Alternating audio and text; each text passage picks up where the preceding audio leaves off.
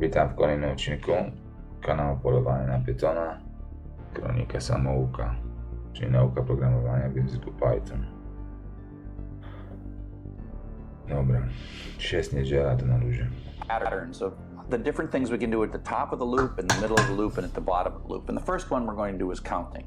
Now we're going to take a look at the number of something, the number of things in our list. Now we could just inspect it and see 6, but you will have for loops like you're reading through a file or, Counting in a loop, liczenie w pętli. To count how many times we execute a loop, we introduce a counter variable that starts at 0 and we add 1 to each time through the loop. Żeby liczyć how many times we execute it. Żeby policzyć, ile razy wykonujemy pętlę, we introduce a counter variable. Wprowadzamy zmienną liczeniową counter variable, która zaczyna się od 0 i dodajemy 1 za każdym razem. Dodajemy 1 do tej zmiennej za każdym razem przy każdym przejściu pętli, a coś takiego. No i co on tu ma? Zmienna nazywa się zorg i równa się 0. Wydrukuj before zmienną zorg. Dla zadeklarowanych biegów zmiennej think przypisz wartość z tego zbioru, kolejną wartość. I zorg równa się zorg plus 1. A potem wydrukuj zorg, zmienną zorg, czyli ten licznik, i think tą wartość, która jest przypisana do tej zmiennej, czyli coś z tego zbioru. Powrót i dalej, na koniec. Dobra, to zrobię to.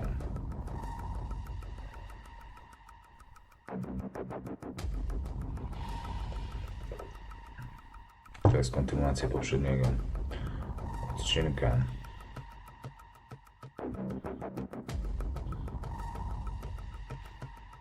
To nie będzie miał. Co tu mam? Aha, zork musimy sobie zrobić. Nie największe, tylko zork.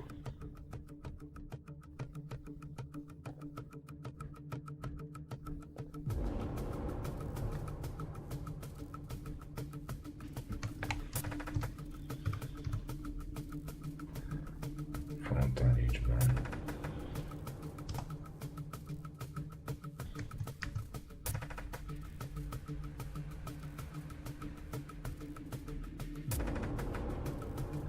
Zork równa się zork plus 1.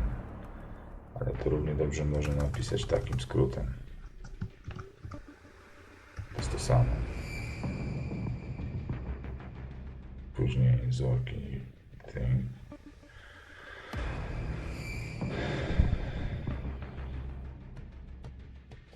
Weźmiemy cały ten blok. Wyłączymy z obiegu w ten sposób.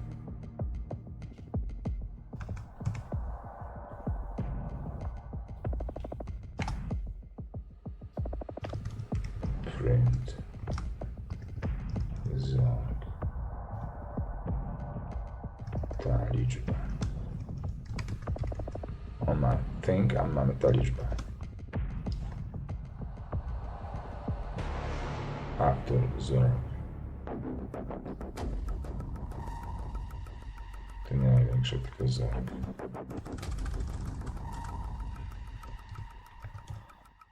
Ten zbiór mamy taki sam jak on.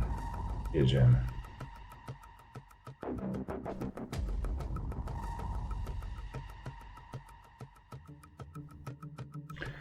Czyli tak. Po pierwsze mamy raz, 2, 3, 4, 5, 6. Co oznacza, że jak przechodził tą pętlę, to pierwsze co robił, to do zorka, do licznika dodawał 1. Drukował to, co jest przypisane do tej zmiennej. Do tej zmiennej przypisuje się kolejną wartość tego zbioru. czyli 1, 9, 2, 41, zgadza się? 3, 14, 4. A potem wzór i 6, czyli to i to musiało się równać. Dobra, zgadza się. O, reklama.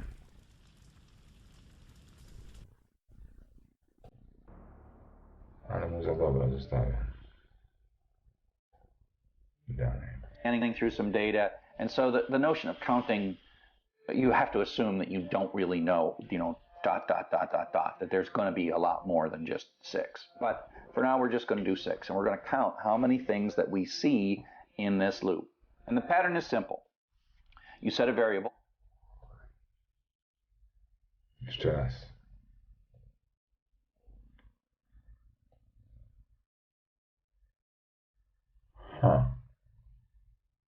On ma coś innego. On ma napisane before 0. Mamy to.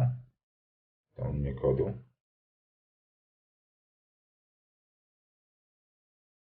Nie mamy.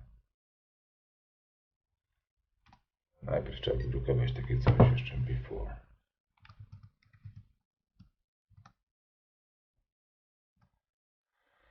Na początku.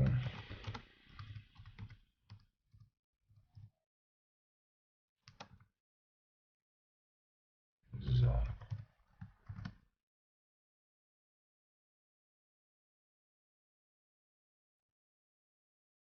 Na początku 0. Potem to co było, a potem 6. Teraz dobrze. Tak samo.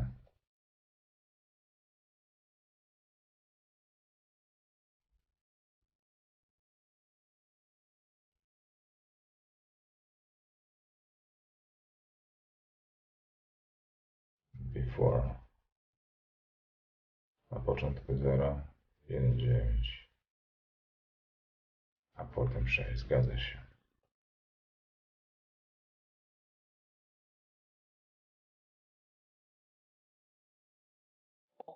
Zork to 0 at the beginning. We often call this variable count in mnemonic. And now we're going to run this loop 6 times. 1, 2, 3, 4, 5, 6. And each time through, we're just going to add 1 to Zork. So Zork starts at 0, then it goes 1, 2, 3, 4, 5, 6.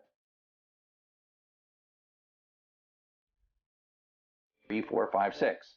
And we're going to print it out. So, we see the 9, and Zork is 1. See 41, Zork is 2. And Zork is 16 when we see the 15. 4 stops, and we print out afterwards. And this then is 6 is then the ultimate count statement, etc., etc., etc. Okay? Oops. Now, we can do the same thing to get a total. The way the total works is you compute a running total. A co on teraz to robi? Summing in a loop. Sumowanie w metodzie. To add up a value with an counter in a loop, we introduce a sum variable that starts at 0 and we add a value to the sum each time through the loop. Żeby dodawać wartości, które napotykamy, czyli wartości, które napotykamy tu, sumować je, dodawać add up do siebie, we introduce a sum variable. Wprowadzamy zmienną suma, która zaczyna się od 0, and we add the value to the sum i dodajemy wartość z tego zbioru do sumy za każdym razem, kiedy przechodzimy przez pętlę. Czyli co się zmieniło? Tu się nic nie zmieniło. Tu się nic nie zmieniło. I teraz tylko, że zork równa się nie plus 1, tylko plus thing.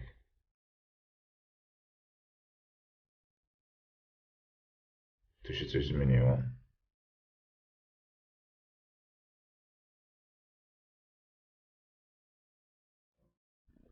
So viele dreckige Männer. Deine Welt war im Rampenlicht.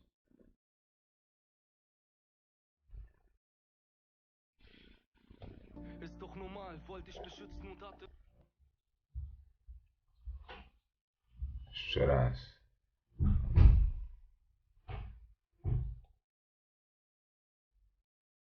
Czyli tu trzeba zmienić. Zork równa się zork plus thing, czy nie plus 1, tylko plus ta liczba, z tego co rozumiem. I co dalej? Zork, ta liczba. Zaraz zobaczymy.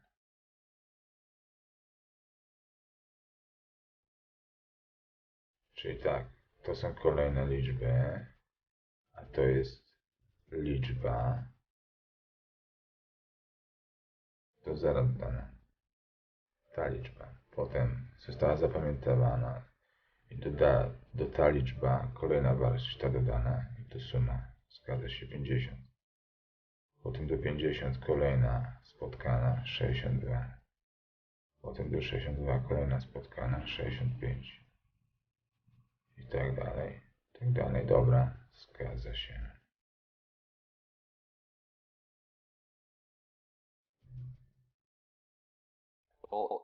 Of the number of the items that you've seen so far, and at the end the running total in effect becomes the total. A better variable name for this would be like sum or total or something, but Zork, I'll use Zork again. So you set Zork to 0, and it starts out the total we've seen so far is indeed 0.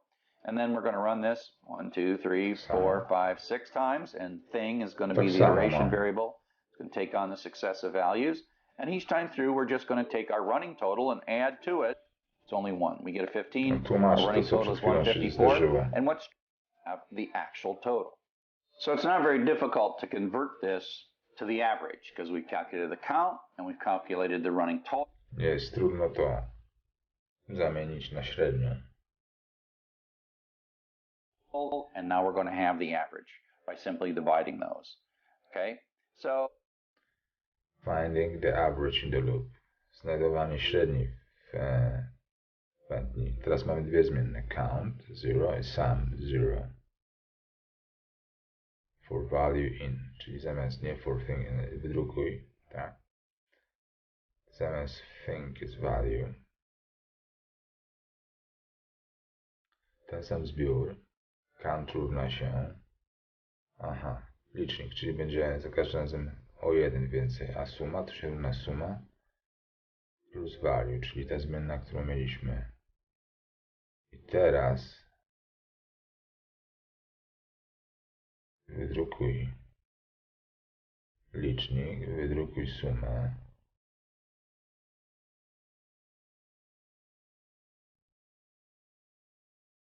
Czyli sumujące się wartości. I wydrukuj value, czyli bieżącą wartość. A na końcu wydrukuj licznik, sumę, nie wartość, tylko sumę podzieloną przez licznik.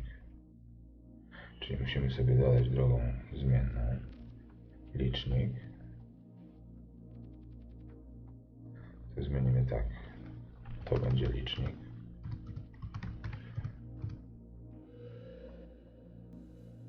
Tu będzie suma. Ta liczba zostaje. Teraz licznik jest plus 1. Zrobimy takie coś.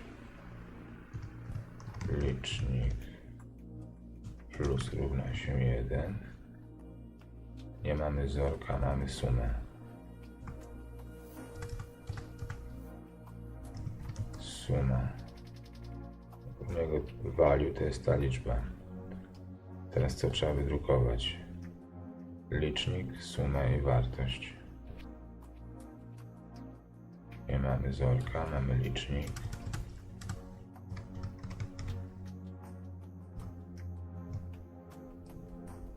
Mamy suma i wartość, czyli ta liczba. A na końcu licznik, suma i średnia. To będzie policzone na bieżąco.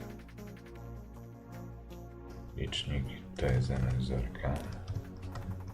Licznik, suma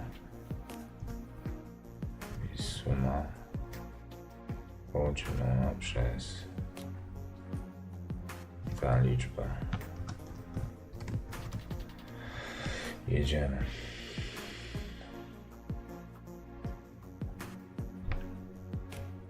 Zork is not defined. Gdzieś tu jeszcze zork nam się pojawił. Tutaj. Na początku co miało być? Licznik i suma.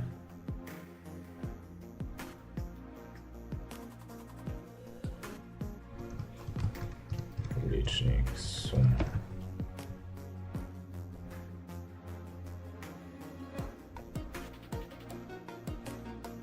Zamknę i teraz jak uruchomię jeszcze raz, to ten cały wynik będzie na górze tej strony. Na początku 0,0, potem było tak, pierwszy krok 9,9, potem suma 4, to co na bieżąco, kroki się zgadzają, sumy były takie same, się zgadzają i kolejne wartości, a potem mamy ilość kroków, sumę i średnia to jest suma przez co?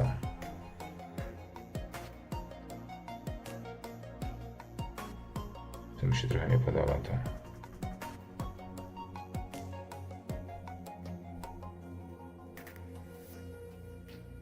Przez count, przez licznik trzeba podzielić, a nie przez ta liczba, bo pod ta liczba kryje się ostatnia wartość 15. Tak. Czyli count, suma przez count.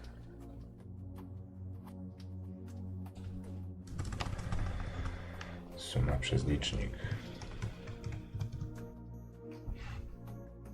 Teraz.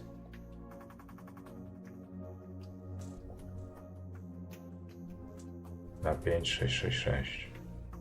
A u niego jest.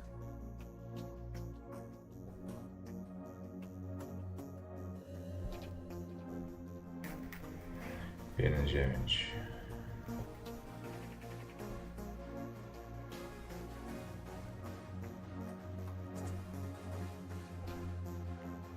Before 0, 0.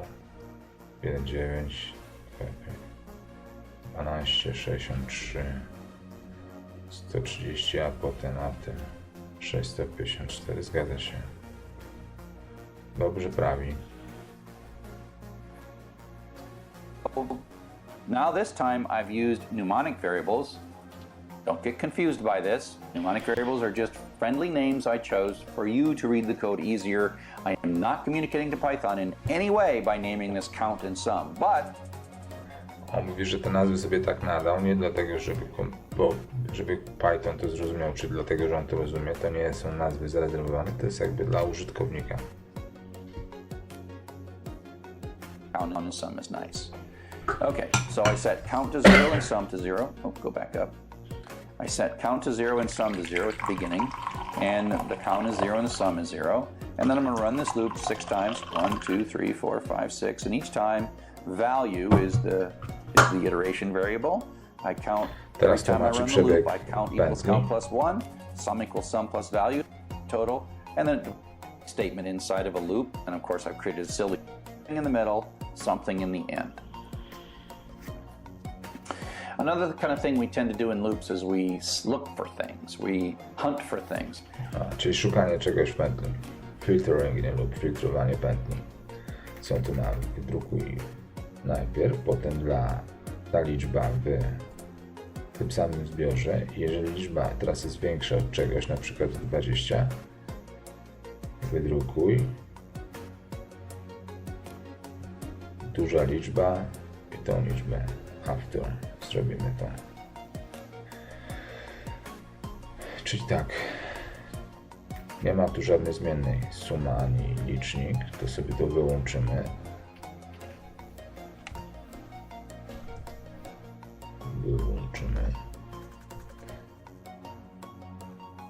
Print before na początku. Ta liczba, więc skoro tego tu nie ma, to nie ma też licznika.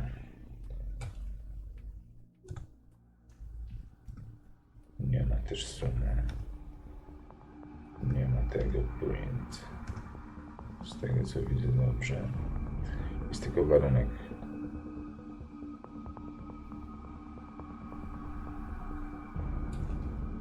Oto się zaczyna nasz kod.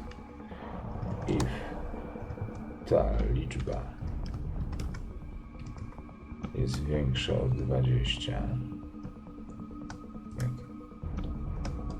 Enter. To, co ma zrobić? Wydrukować duża liczba i tą wartość. To.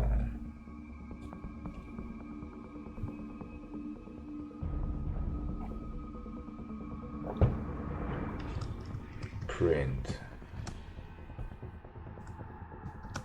Duża liczba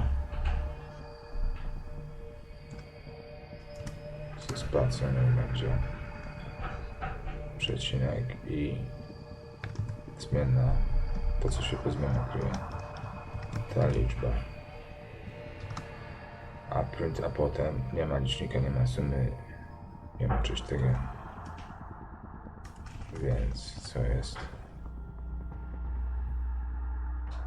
Po prostu after party. Zobaczymy, co nam wyjdzie.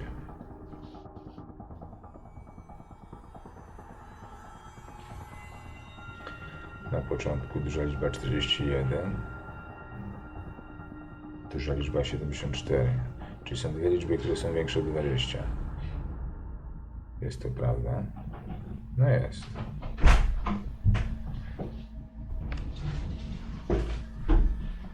And so this is where we have an if statement inside of a loop. And of course, I've created a silly, simple thing. In this code, I am looking for large values that are greater than 20. And again, don't think of this as just 6 numbers, but I'm looking for all the values and I'm going to print them out. So, you know, it says before, it's going to run this 9. Well, if 9 is greater than 20, it's false, so it goes back up. 41, true, so it prints out 41, then goes back up. 12, false, goes back up. 3, false, goes back up. 74, true, so it runs this, so out comes that little print statement. Goes back up, and then 15 is the last one, and that's false. It goes back up, and the 4 says, we're done, and then we can also say sort of picking or choosing or selecting or looking for something in a large set of things that we're looping through. We can also say zaczyna się ciekawe. Search using a boolean variable.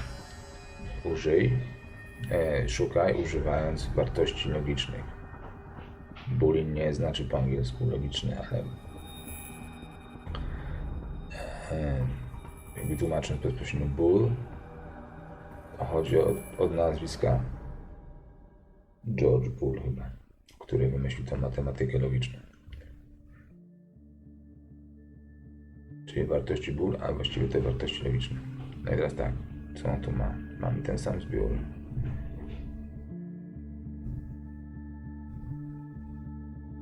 Mamy jakiś warunek logiczny.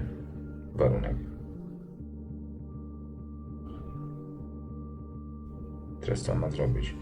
If we just want to search and know if a value was found, we use a variable that starts at false and is set to true as soon as we find what we are looking for.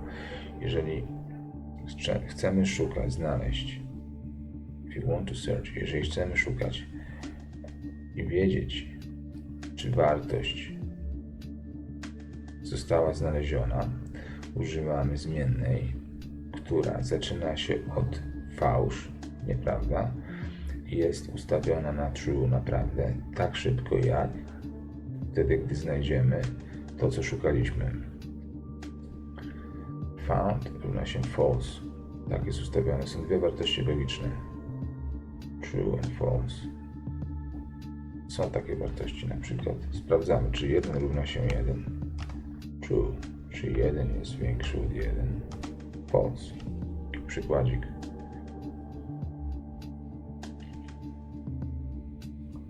I value. Aha, czyli szukamy liczby 3. Jeżeli będzie to prawdziwe, to ta zmienna zostanie ustawiona na true i wtedy wydrukuje w trakcie szukania wartość zmienną i tą zmienną. Dobra, zrobimy to, czyli tak, musimy sobie nową zmienną szukaj ustalić.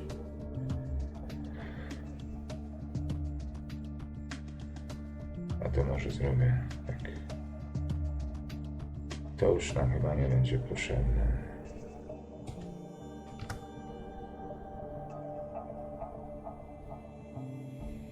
To chyba też nie. To też nie. Będzie zmienna szukaj.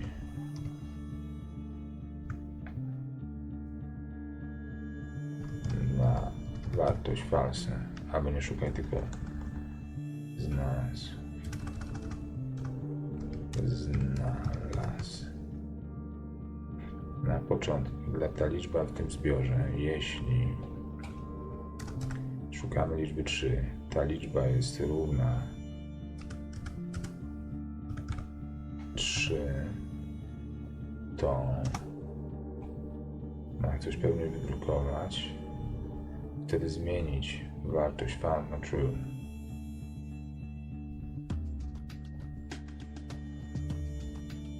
Czyli on ma zmienić na znalazł.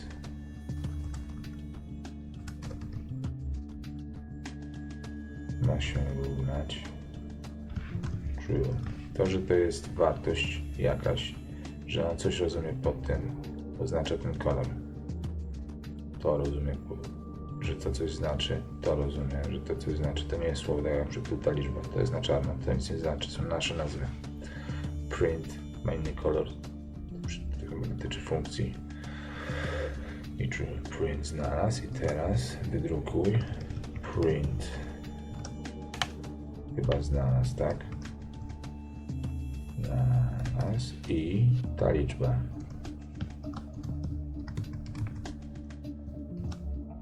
Nie ta liczba, tylko ta liczba.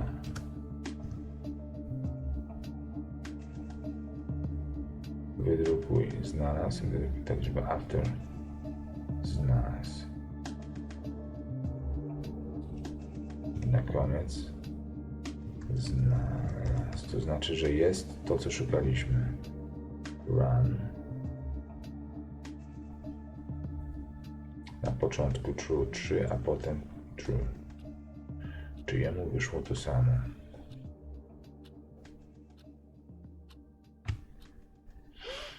Nie.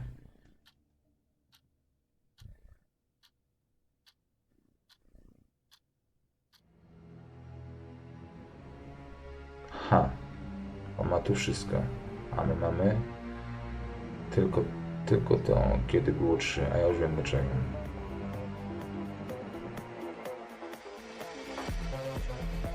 Czym się różni to od tego? I value równa się 3 znalazł true. I te print ma wydrukować. Teraz te print, polecenie wydrukuj, znajduje się w warunku. Tylko wtedy, kiedy znajdzie, ma powiedzieć, że znalazł i wydrukować, a u niego w pętli print nie jest częścią warunku, jest częścią pętli. Ma tylko warunek, w czasie warunku, spełnienia warunku ma zmienić wartość zmiennej znalazł na true, to wszystko. I w ramach pętli za każdym razem drukować wartość zmiennej znalazł i ta liczba.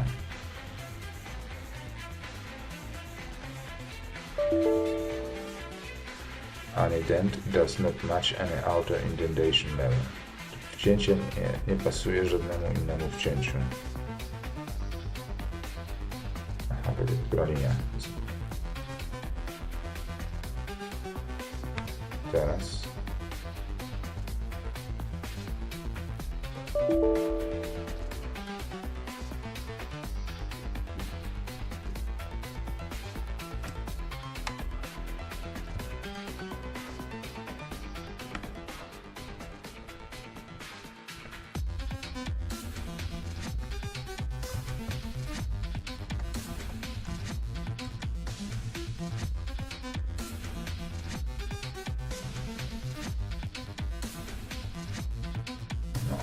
Poszło.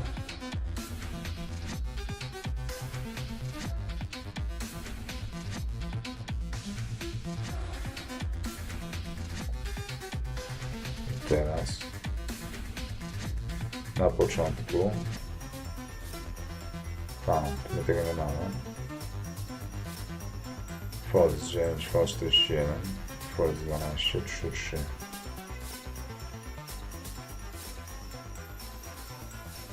True 74. True 15. A dlaczego?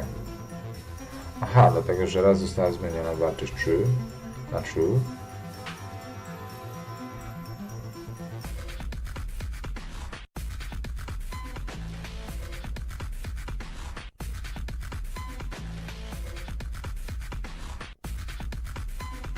I wyszło true.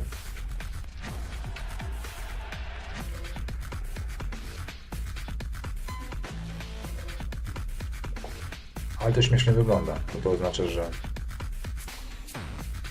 to też jest wartość równa 3.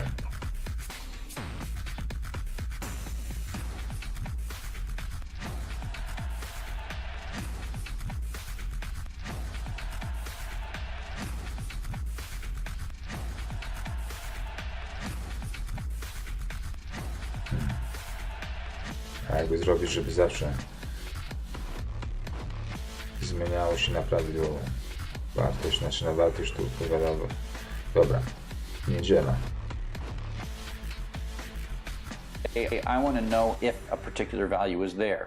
And so we're going to use a Boolean variable. And we've talked about integer variables like 1, 42, and then floating point variables like 98.6, and then string variables like hello world that have quotes in them. This is a fourth type, a kind of Ja variable. teraz tłumaczę, że Boolean variables, czyli wartości logiczne, są kolejnym typem. Mamy stringi, czyli ciągi znaków, mamy integers, liczby całkowite, mamy floats, liczby zmiennoprzecinkowe i mamy też boolean, czyli wartości logiczne, które przyjmują wartość false albo true. False to jest jakby 0, a true to jest jakby 1. I tyle. It's called a Boolean variable, and it only has two values. It has true and false. Matter of fact, these if statements, they return Boolean values. Value equal 3, that is returning a true or a false based on the value of value. There's a mnemonic confusion there, right? But I'm using it. So I'm going to make a variable called found, and that's a decent name for a variable, so don't get hung up on it and things. And we know which is the 3, then it remains true there. This if statement that says if the number we just see right now is greater than the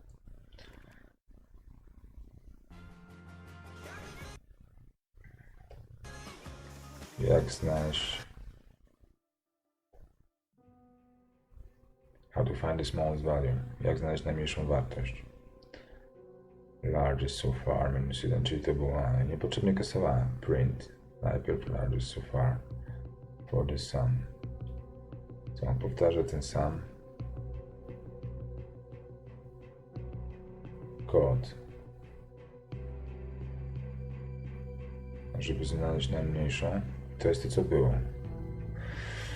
To prawdopodobnie trzeba zmienić tu tylko znak. Jeżeli liczba, ta wartość będzie mniejsza, nie na largest, napisać tylko smallest so far. I jeżeli będzie mniejsza od tej, która jest, i ustalić jakąś wartość, jakąś dużą.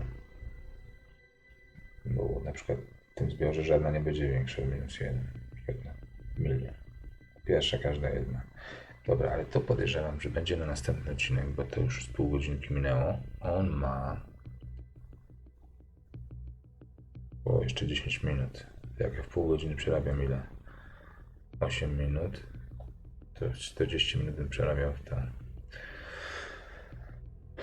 Dobra, nara.